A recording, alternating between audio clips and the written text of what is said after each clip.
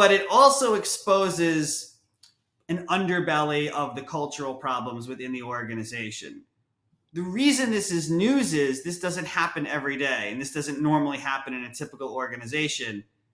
But here at NAR, the untypical is the typical.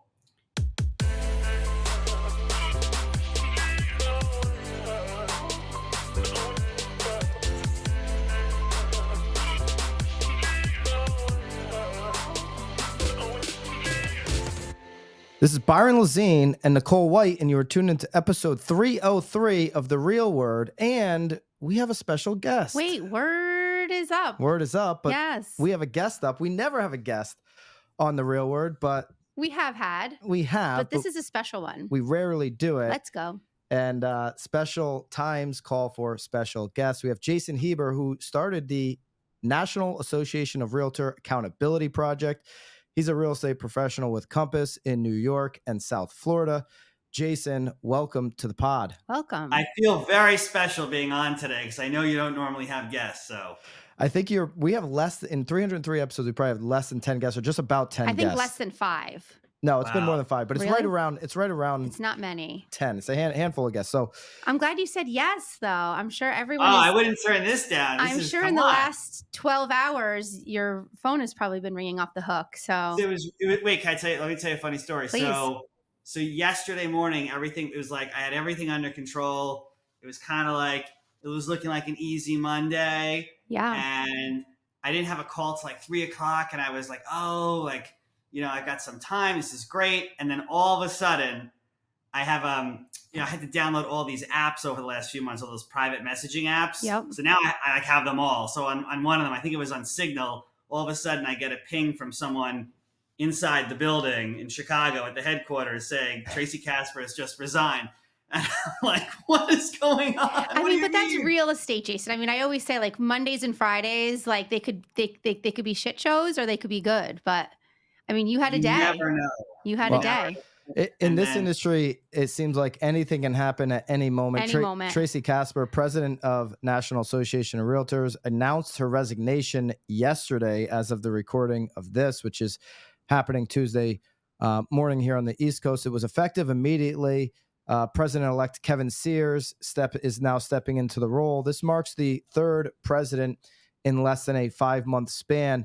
Jason, you've been critical of the association, starting with the sexual harassment allegations that were levied against the president before Tracy.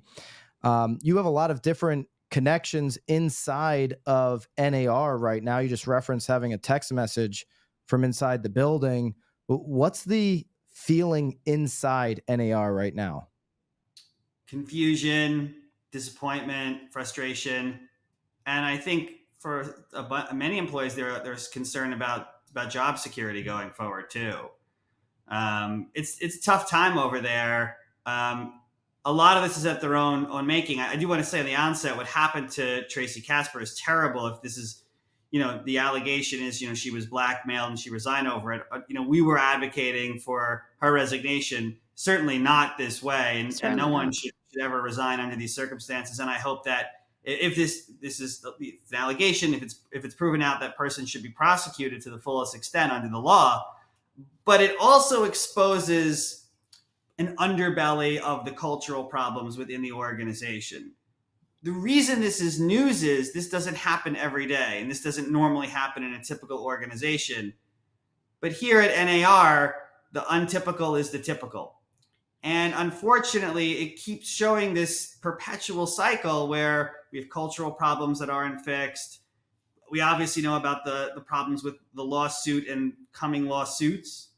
And their problems going forward they seem to just compound, and they're in this sort of spiral right now, is the sort of the general sense in the brokerage community. Since April, we have uploaded new and sought-after courses, content, and tactical assets for your business into the BAMX platform.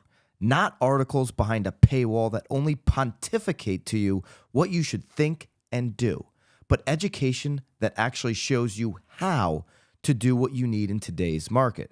Every day, we continue to add more content into BAMX, and our private Facebook community.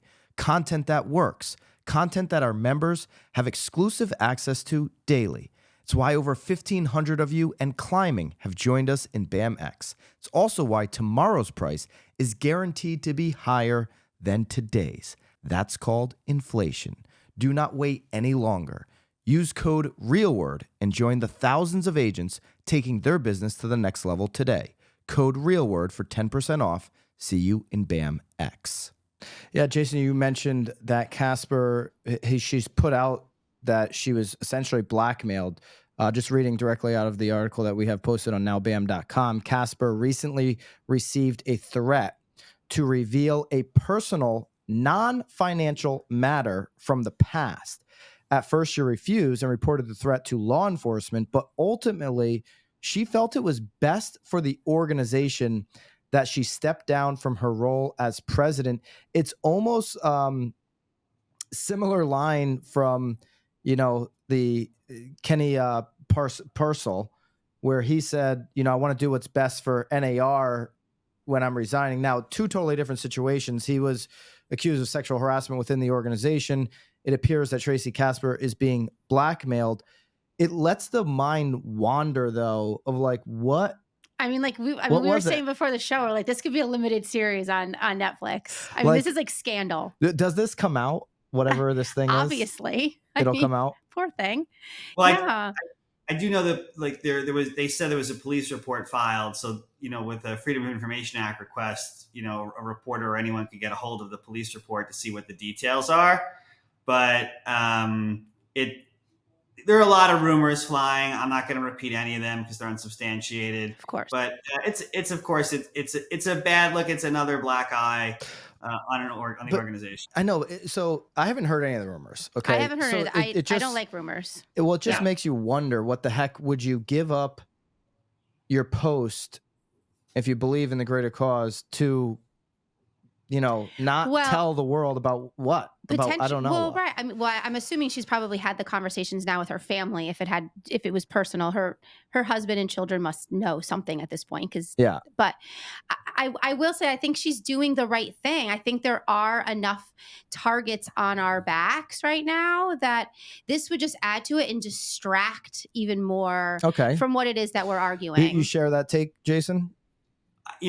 Because we don't know what it is, it's really hard to say. I do think that under this circumstance, though, I think it's terrible that she felt the need that it was in the best interest to resign, and she's the victim here. Okay, so all right, so we'll agree that she's the victim on this situation. Now, I've seen a lot of Twitter X posts saying, "Hey, she was really doing a good job. She was a great communicator for the association." I don't feel that she communicated anything. We've done podcasts where it's like, hey, she's just saying words. So this is whatever has happened to her blackmail. I agree, she's the victim. Now let's just go on her body of work of the last. I wonder though, few months. I mean, I feel like we could probably pull up something from everyone's past. Of course, if this is if this is not what we're doing. But just looking at her body of work, yeah. Jason, do you feel like she was a great communicator going through these times? I mean, we were advocating for her to step aside. We thought she was too tied in with some of the existing power structures. Her own employees sent a letter anonymously in Chicago asking for her to resign.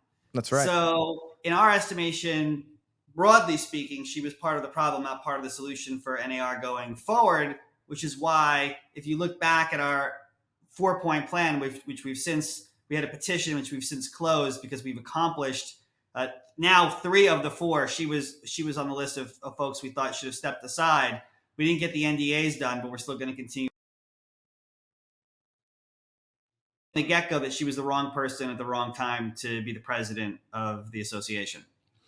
Any information on the new president-elect who's stepping into the role effective immediately, Kevin Sears? Yeah, I mean, so again, the concern would be that he comes out of that same nexus of existing power within the organization. And we had thought it'd be best if you bring in someone who's outside of those power structures to be the president. And so, that's all I can really say about about him. I don't have anything. Now been thrust into a very, very, very, very difficult spot. And how they navigate through this, I don't know how they make it, to be perfectly honest. I don't see where the light at the end of the tunnel is right now. Oh, there's a report that just came out. We covered it on Now Bam. NAR reports the first annual decline in membership since 2012. This is a trend that many are betting will continue throughout the year. I personally think the cliff is probably more likely in 2025 than it will be here in 2024. And a cliff meaning a steep drop in members, but they lost 17,489 members from November to December, that being the association, ending the year with over 1.55 million members, but 26,000 fewer than a year ago. Do you see this growing month over month this year, or are you in my camp where you think there's a little bit more that's got to play out, and there's probably a cliff coming end of the year or into next year on NAR membership? Yeah, we've been calling it the member cliff internally, and it's coming. So, and the reason it's coming is this is nothing. This is just the start of what's going to be maybe a tsunami and a loss of membership. And the reason that is first of all, in the settlements, you have a decoupling that's going to occur from you joining your local MLS and joining NAR. So the tie-in agreement. Yeah, so that's going to get decoupled. So by the way, that came from the NAR's conference in 1972, where they changed the laws. They had their convention in Honolulu. Before 1972, only the designated broker, the head of the brokerage, had to be a member of NAR. But they changed that in 1972, requiring all members. So what happens? Membership goes like this. If you look at other trade associations, the American Medical Association, the Trial Lawyers Association, like 15 to 20% of the members of the doctors or lawyers are members of the association. Here, it's like 99. Because they have no choice. And you guys have actually studied you looked at the surveys on this, and you've produced the data. The number one reason why people join NAR is? Yeah, for their MLS and lockbox access. We did a study with Bam and Thousand did a study on that. It was the numbers were overwhelming. Right. But it's because they have to. They have to join. Eventually, that's a recipe for disaster because you're not making any value proposition for your members. So you have over 1 million agents who are basically saying, I'm a member because I have to be. I need access to my lockbox, to my MLS. And that means you're not proving value to them. And so eventually, if there's a situation like this that arises. Nykia Wright, who is she's now the CEO, taking over after Bob Goldberg stepped down. She had some pre-written, quotes coming out of NAR Next. I haven't heard anything else from her. So I didn't see, maybe I missed it. I didn't see any comments from what happened yesterday. You have access people internally. Is she doing a good job, Is she more of a, somebody that's just, there's like a holdover until they get somebody else? I like that she was from the outside in, although she had Chicago ties. She had media ties. I wanted to give her a fair shake. It's been a few months now, a couple months anyways. I just haven't seen anything. Maybe she's working up to that moment, but what are you hearing about the new CEO? I hear she's well liked, but she is on the outside. And this is such a, what's the word? The organs of this organization are so sprawling. Like it's such a behemoth that it's probably difficult for someone on the outside to come in and get a quick handle on it. As a person, I hear very good things. When we did our press conference in Chicago, we worked with a bunch of local elected officials. Some of them knew her and had really good things to say about her. But right now, there's like a term when you're like on an airplane, like when you're in a crisis, that you have to aviate before you navigate, meaning you got to keep the plane afloat in the air before you navigate it safely to the ground. And right now, I feel like they're not in navigation mode. They're still in aviation mode, meaning they have to keep the plane in the air. And that's proving difficult because of these sort of tsunami of crises that they're facing. Now, do you get the sense that she's just not involved in any decision? Is that kind of what you're saying there? Does she No, does she have the I autonomy to don't know make about that. decisions? I don't know, but like, what decision would be made right now? I mean, well, she could have removed, to your point on your NAR Accountability Project's 4-point plan, which 3 of the 4 have now been checked off. She could have decided to remove Tracy, long before this, blackmailing popped up. I don't know if the CEO has that power in the way that the way they're structured in this organization, as you know, is so bizarre. The only organization I know that has over 900 board members, Apple has like 9, IBM has 12. They have like 1,200. I mean, it's so you look at their 990 form, which I would encourage people to read. I know it sounds a little boring to read a tax return of a nonprofit, but you get a sense for just how sprawling this organization is.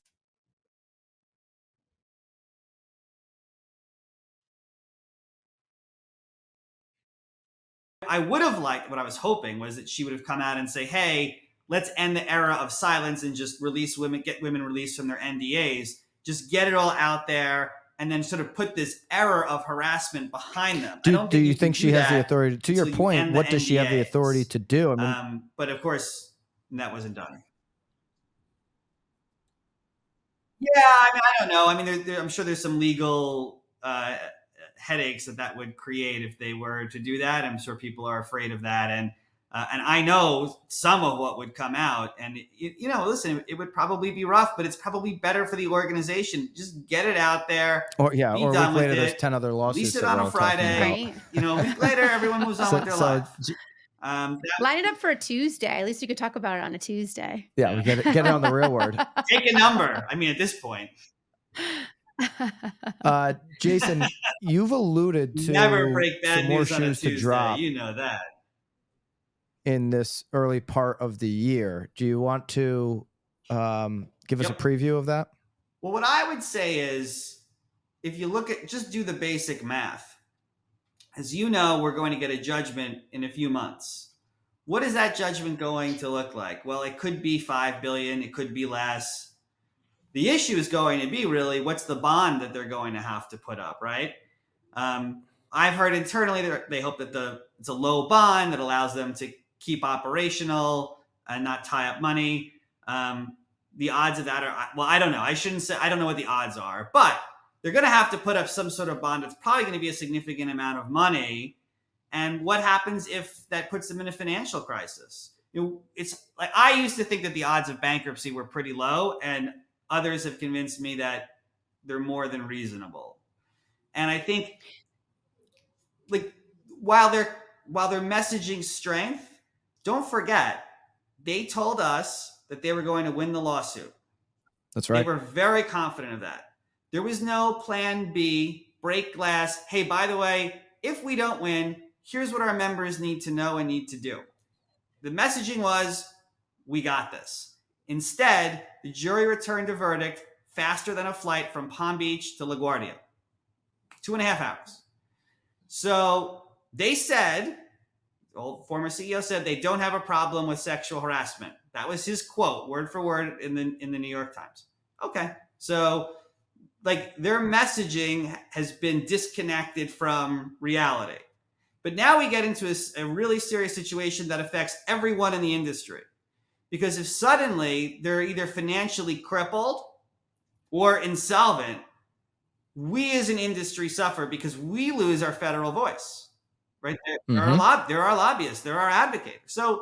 So it does bring up questions of what we need to do as an industry and how prepared we should be going forward for potential alternatives, and then what those may look like. It's just basic math, right? Like, if you have to put up a bond of $1 billion, do you have it? If you have to put up a bond of a significant amount of money, and I'm just spitballing the numbers, I don't know, are you able to get insurance still going forward for your business? What's your liability exposure like going forward? Can the business not just survive, but thrive? And those are the ongoing questions that we have to at least consider. Michael Ketchmark has stated he does not want to bankrupt anybody through this process. It's why the settlements that were previously done with Anywhere and Remax, were like, hey, did they get out, on the cheap when you saw those numbers? Right. It was like, well, they don't have that much money to begin with, so they got what they could get through the settlement. So maybe at the end of the day, NAR doesn't face bankruptcy just to that point, because Ketchmark, he wants to get paid. His percentage on fees are much larger than any real estate agent in the country. Mm-hmm. He's about to do a debate on Housing Wire with a broker out of Massachusetts, and they've had some back and forth, this broker and Ketchmark, through like email, like some video he put out saying something to they've had a little bit of spat back and forth. Do you think it's a good idea for a broker right now to debate Michael Ketchmark in a public forum, like webinar, whatever Housing Wire? I don't know anything about that broker, but I hope that he or she has expert debate skills, and I don't see what the real benefit. The idea that you're going to score some sort of knockout punch, and change the public perception. I don't know. Yeah, he's a typical broker. He doesn't have like a legal background or anything like that. I mean, I'm not saying he's pretty successful in that sense, but yeah, he's not like an attorney or something. I'd be careful going toe to toe with someone who's a litigator who's used to presenting in a public forum. I mean, I have a lot of experience with that, and I wouldn't do a public debate with him on this topic. You think there'd be more to lose? Yeah, I think there's than a downside. To gain? I think there's a downside. And that downside would be that they could use that in future hearings? No, I just think in terms of shaping public narrative, the last thing you'd want is to see a broker get schooled on this topic and then let that get into the public square. And then, people are more sympathetic to Mr. Ketchmark's position. Yeah. And I'm with you on that, right? Because if you're going to play, in somebody's arena where they do this all the time, to your point, and this is where the resources should have been allocated to put a real professional up against Ketchmark. Right. Not to say that the people that weren't professionals, but somebody that's on his level, a heavyweight, so to speak. Right. Yes. That could compete with him and have all the information that, as a real estate community, you want to articulate that maybe you just can't do the same way that Ketchmark can. Yeah. Jason, any final thoughts of where we're heading here in the first quarter, first half of the year with all the uncertainty? What would be your advice to agents listening and they just don't know which way this thing is going to go for them over the next 6 months? What should they do, and what's your thoughts moving forward? Well, the reason that our group has been so active is so agents can focus on their business and just like they sign up with our email, they get updates from us, and we're trying to be out here fighting as much as we can on the front lines for reform. I don't think that every agent should get drawn into this. I know how difficult it is to transact these days in these market conditions. I know that this just adds to sort of the stress and all the changes that are here, and even more so the changes that are coming.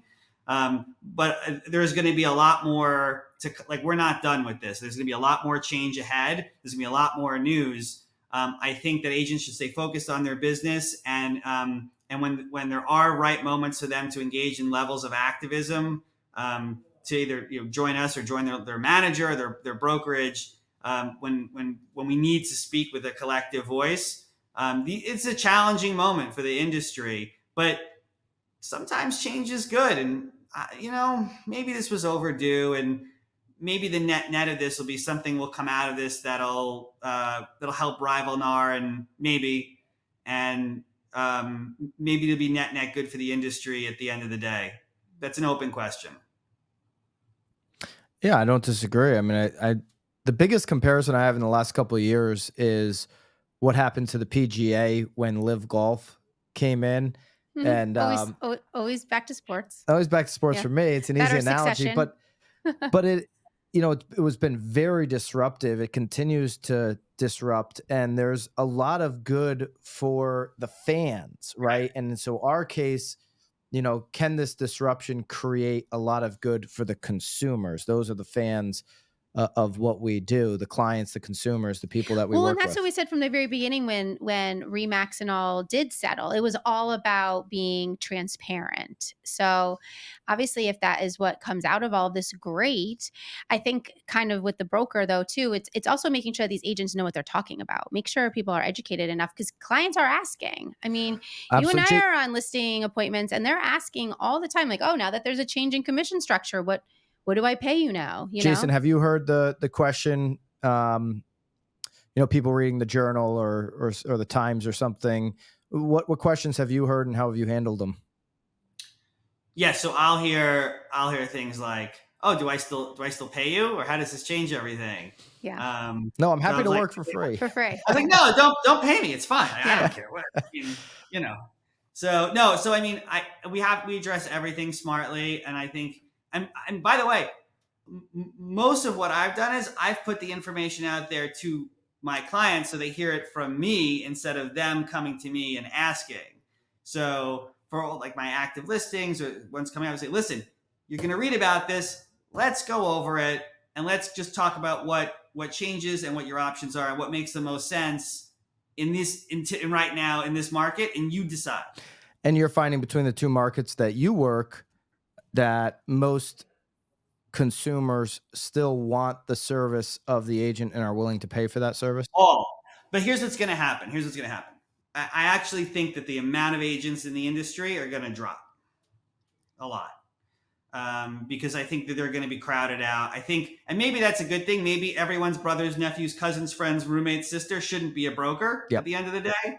And so I think maybe we get lower agents, but higher quality agents who are able to navigate through this. Maybe that's also good for the industry.